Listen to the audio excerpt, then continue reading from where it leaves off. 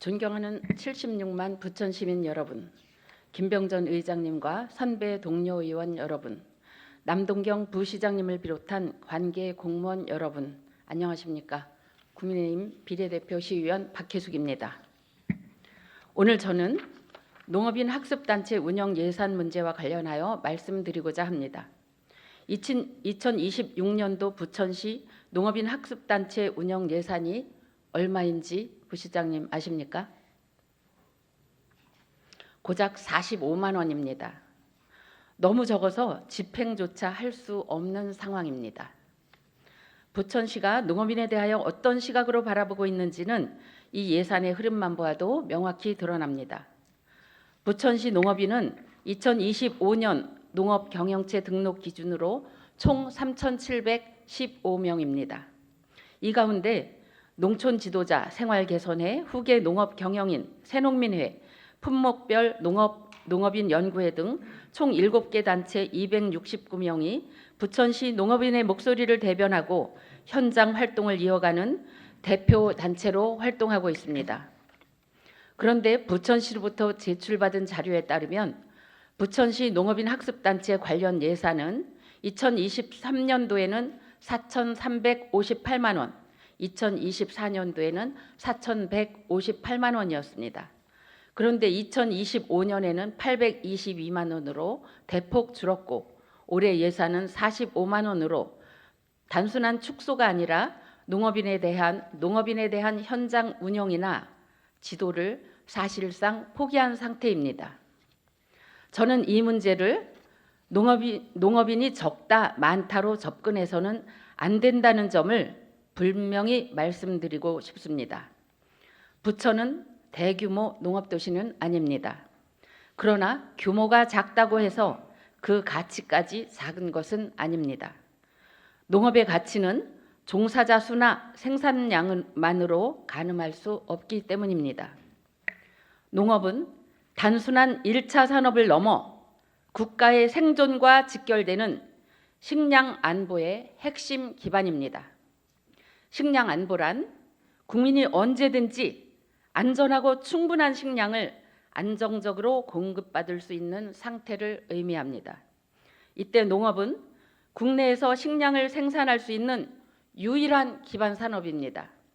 수입에만 의존하면 국제 정세 변화에 취약합니다. 자급 기반이 있어야 위기 상황에서도 최소한의 생존이 보장되는 것입니다. 최근 세계는 식량을 무기처럼 활용하는 경향까지 보이고 있습니다.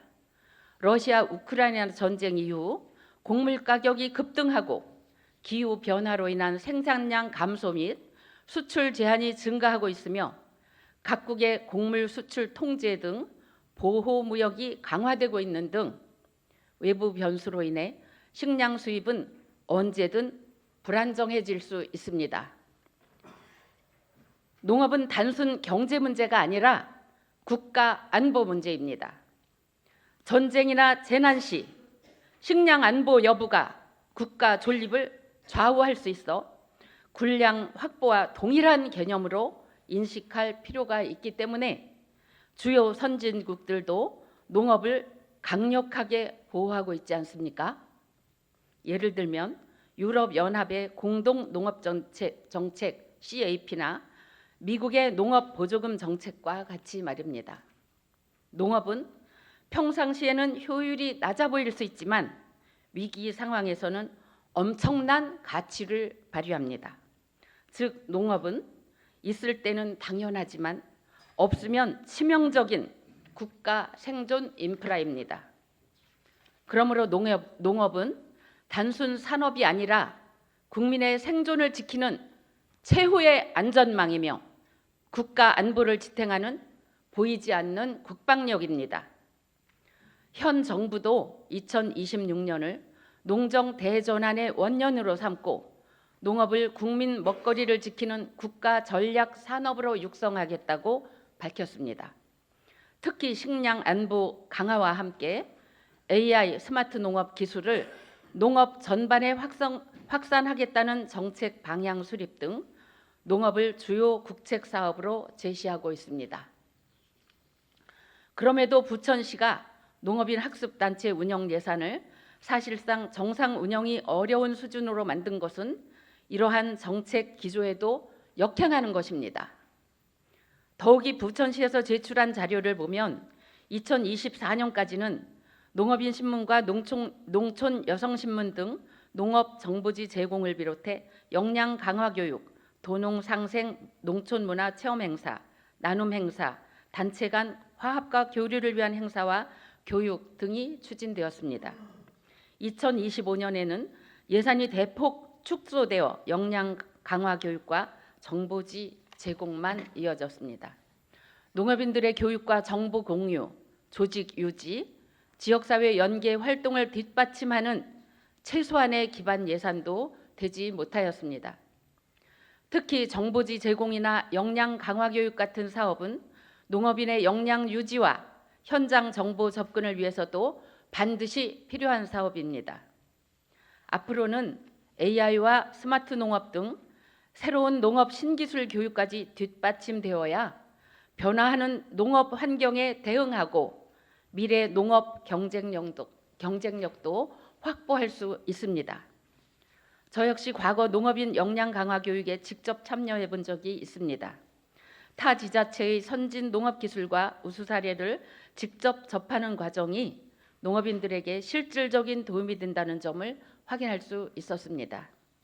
실제로 부천시가 제출한 운영 현황 자료에 따르면 2026년에도 각종 전국대회, 경기도대회, 역량 강화 교육, 단체 회의 등 여러 활동이 전국적으로 이어지고 있으나 우리 시는 본 예산이 45만 원으로 사실상 단체 운영 기반을 포기한 예산이라고 볼 수밖에 없습니다. 269명의 농업인 학습단체 회원이 활동하고 있는데 예산을 세우지 못하고 열악한 환경의 농업인들에게 자부담으로 알아서 하라고 하면 무엇을 어떻게 하겠습니까? 이처럼 예산 지원과 지도 지원이 사실상 중단되면서 현장에서는 농업이 방치되고 있다는 민원이 제기되고 있습니다. 과연 이것이 부천시가 농업과 농업인을 바라보는 태도로서 적절한 것입니까? 농업은 눈에 잘 띄지 않을 수 있습니다. 도시에서는 더더욱 그렇습니다. 하지만 눈에 덜 띈다고 해서 중요하지 않은 것이 아닙니다. 오히려 도시 안에서 농업을 지키고 이어가는 분들에 대해 더 세심한 관심과 지원이 필요합니다.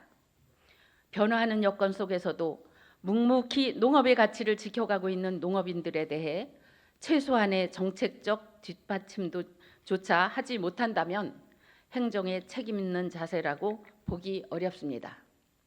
예산은 숫자이지만 동시에 행정의 우선순위이자 메시지이기도 합니다. 그래서 저는 오늘 이 자리에서 충분히 촉구합니다. 분명히 촉구합니다. 농업인 학습단체 운영 예산은 올해에도 추경을 통해 지원해 주시고 내년도 예산부터는 2024년도 예산 수준 이상으로 편성하여 농업인들에게 충분한 정보 제공 및 교육 등을 통해 새로운 농법 도입 등 선진 농업을 경영할 수 있도록 제도적으로 뒷받침해 주시기 바랍니다.